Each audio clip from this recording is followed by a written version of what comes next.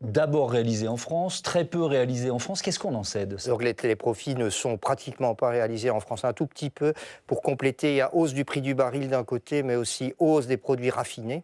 Mmh. Donc, c'est-à-dire que ce qu'on appelle la marge de raffinage, qui est la différence entre le prix du marché du produit raffiné et le prix du baril de pétrole. Mmh. Donc, Total gagne un peu d'argent, ça c'est vrai, sur sur ce raffinage en France, mais extrêmement peu, et même à la limite, comment dirais-je, il y a des pertes sur la distribution, Mmh. puisque notamment à 1,99, et il a même proposé de Il y a réduire à le plafond à 1,99. 1,99 sur le samplon, effectivement. 1,99 sur le samplon et Mmh. 2,25 sur le diesel, c'est vraiment limite, donc c'est-à-dire que les marges bénéficiaires. Donc, Total réalise essentiellement ses bénéfices Mmh. dans les pays où il produit et où il raffine du pétrole, mais essentiellement où il produit, c'est-à-dire dans pratiquement une centaine de pays dans le monde. On y reviendra là-dessus, sur ce plafonnement. Est-ce que ça rapporte ou est-ce que ça fait perdre de l'argent à Total? Peut-être encore une petite question, parce que moi, je roule pas en diesel, mais pourquoi il est beaucoup plus cher Alors que tout le samplon? simplement parce que d'abord la consommation de diesel, c'est 2 tiers des carburants en France, contre Mmh. 1 tiers pour le SP95, ça c'est historique, on a Mmh. encouragé Encore aujourd'hui, la ouais. consommation Mmh. de diesel. C'était 3 quarts, 1 quart, maintenant c'est plutôt 2 tiers, 1 tiers. Mmh.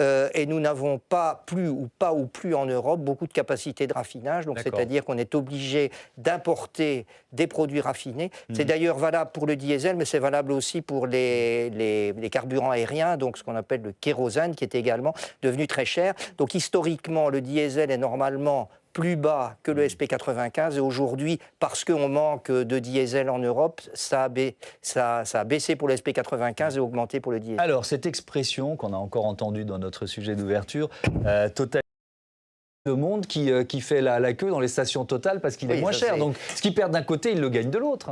Alors, oui et non, parce que les volumes dont dispose Total en France ne sont pas infinis. Donc, ce qui veut dire que globalement, imaginons que Total proposerait mieux qu'un 99, proposerait un litre à 1,80 et un diesel à 2 euros. Vous allez effectivement, d'abord, vis-à-vis de la concurrence qui, elle, ne peut pas le faire.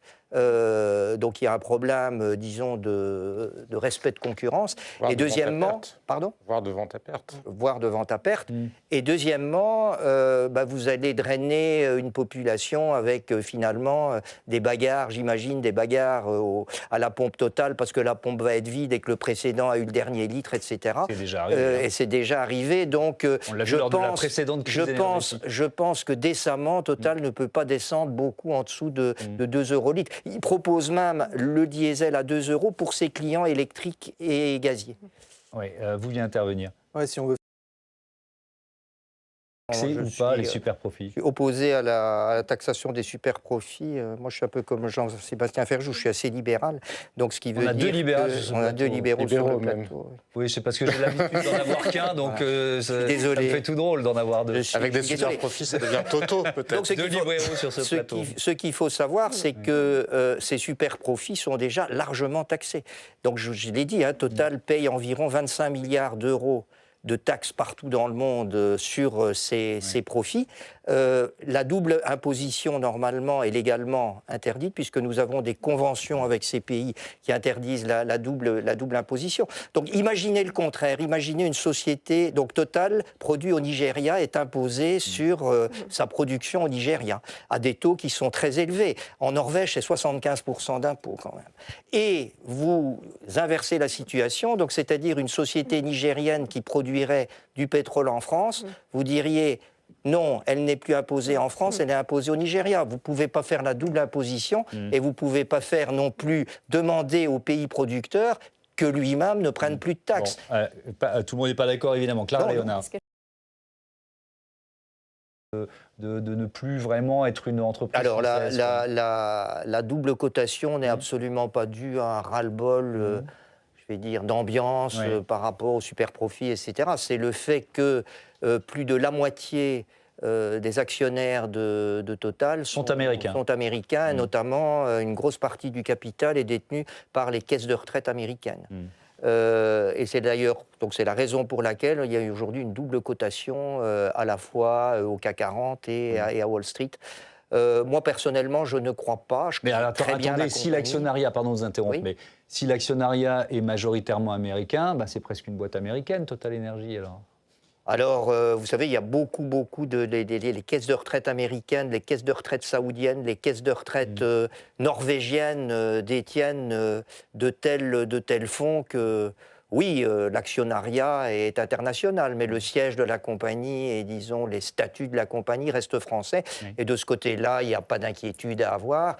Total emploie quand même 100 000 personnes, dont le tiers en France. Total ne se délocalisera pas, ça, je n'y crois pas. Par contre, pour revenir à l'impôt européen dont Oui. on parlait, il ne faut pas perdre de vue que les deux grands concurrents de Total en Europe, c'est Shell et BP, et que ce sont deux compagnies britanniques, et qui ne font donc pas partie de l'Europe. Ça, je voulais le signaler. Et donc, si vous mettez un impôt européen, Oui. vous allez pénaliser Eni, donc les Italiens, Italiens, oui. et Total, mais ni Shell ni BP, qui sont quand même deux grands concurrents. Là, j'entends votre argument, je le reçois, parce que c'est quand même une vraie question. On n'a pas tant de super champions économiques mondiaux, donc peut-être qu'il faut faire attention avec C'est pour ça que Total je trouve que Energy. c'est un débat en poupe.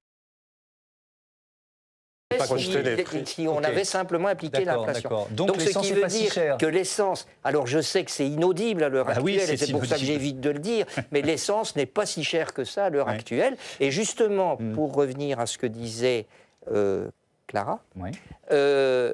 moi, mon point de vue, c'est que justement, pour faire la transition électrique, il faut baisser le prix de l'électricité. La clé, pour moi, est là, beaucoup plus que dans la subvention des usages. C'est-à-dire que globalement, on a un prix d'électricité qui est beaucoup trop cher et qui dissuade. Je vais vous donner. Comment on fait Comment ? Comment on fait? Ben justement, je crois que plutôt que de concentrer sur l'aide aux équipements, moi je concentrerais sur une baisse radicale de la fiscalité sur le prix de l'électricité. Il y a quand même 30% de fiscalité sur le prix de l'électricité. Et donc, une électricité pas chère encouragera les gens à se décarboner et à électrifier leurs usages, beaucoup plus que de financer une voiture électrique ou une pompe à chaleur, qui de toute façon est beaucoup plus chère que la subvention que vous pouvez donner, avec une électricité beaucoup trop chère. Et comment vous financez cette baisse d'impôt? Ça a un coût sur la plutôt dette. que d'injecter, Dans un pays très endetté, ça pose une Donc, question. je vais vous donner un Peut-être par exemple. l'optimisation des dépenses Je vais vous de donner un l'État. exemple typique. Moi, je suis opposé aux certificats d'économie d'énergie. Réinjectons ces certificats d'économie d'énergie dans la baisse Sur de les